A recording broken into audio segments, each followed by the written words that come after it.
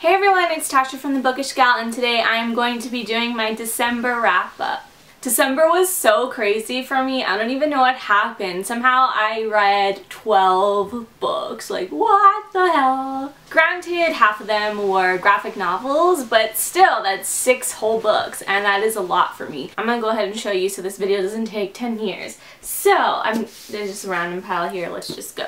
I read The Winner's Curse very recently by Marie Rutkoski, and I unfortunately did not like this. Everyone was raving about it. I thought I was gonna love it, and I didn't like it. I don't know. I might do a review. I'm not sure, but it was just not for me. For me, it was really slow and just kind of boring. I didn't like how the Harani people were portrayed, and I don't know, it wasn't for me, and I was really sad because all you guys really liked it.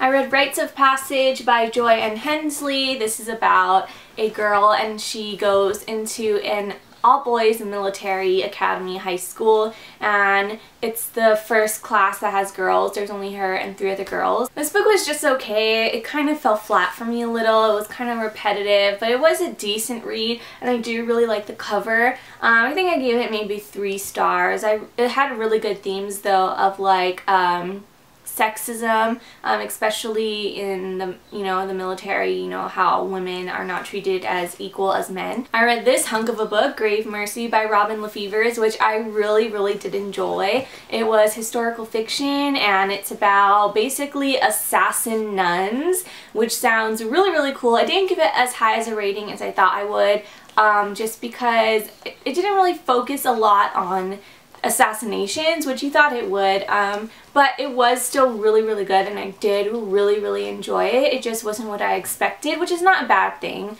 but yeah, that's why I gave it kind of a lower rating. I think 3 stars I gave it, but I really did like it. On to some graphic novels. I read Saga Volumes 2 and 3. I love this graphic novel series. It's amazing. I don't buy them because I think they're kind of expensive for how short they are, but the art is really amazing, by Fiona Staples. These are by Brian K. Vaughan, and it's just so good. It's basically about these 2 alien species, and they fall in love, but they're like enemy species. Their planets are always at war, and they have a child, and it's just about them on the run, but it's so very good, like amazingly devouring good. I love it. I read Percy Jackson and the Olympians, The Sea of Monsters, and this is by, of course, Rick Riordan.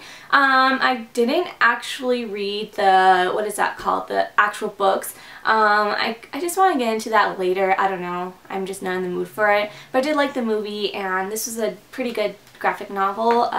Here's what the graphics look like. I think I gave this one 4 stars. Of course, I gave the Saga Volumes 5 stars. I think I gave The Winner's Curse 2.75 stars. That's so low.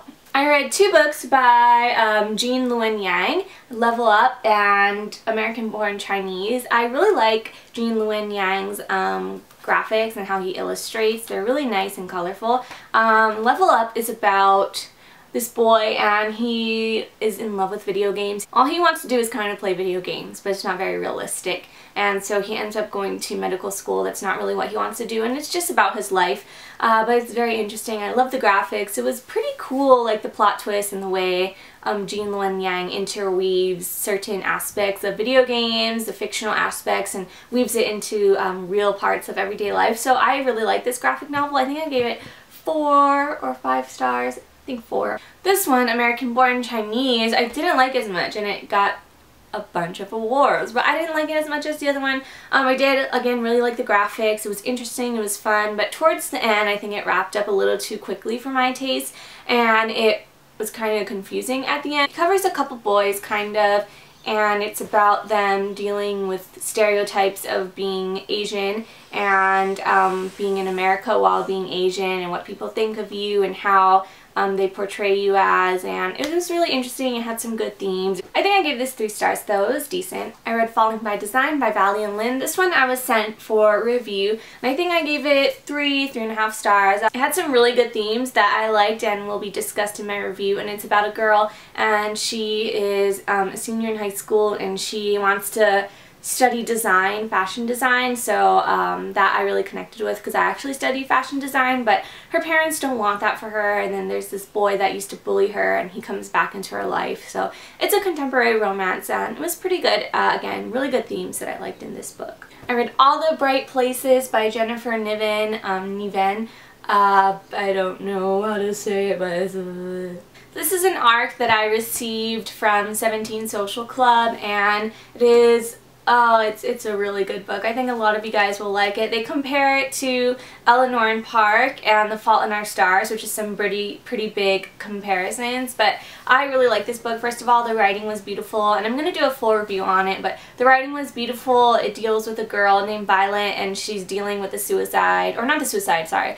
She's dealing with the death of her sister, and then there's a boy named Finch, and he constantly thinks about suicide, and it's about their relationship together, them dealing with the problems that they have, and it's so good. I really liked it. Finally, I read 2 other books that I don't have with me. I read The Jewel by Amy Ewing. I have a full review on it, but that one I gave, I think, 4.5 or 5 stars.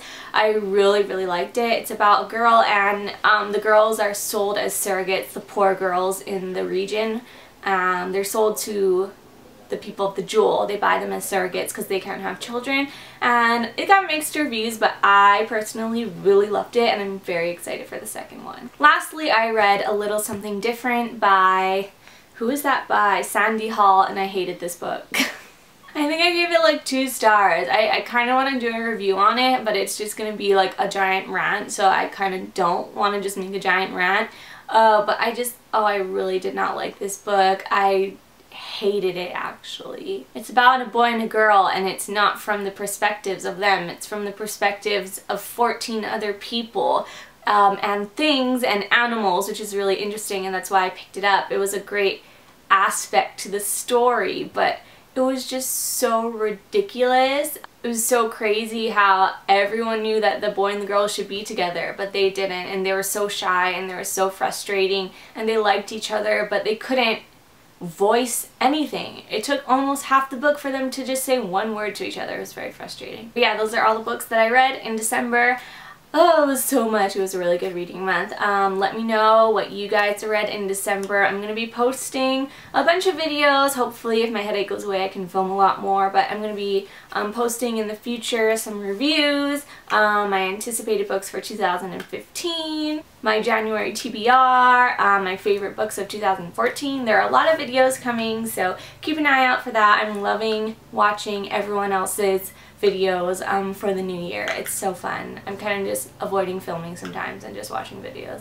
But yeah, thank you guys so much for watching. I hope you guys have a very happy new year, and I'll talk to you later. Bye! Am I going to be able to hold all this?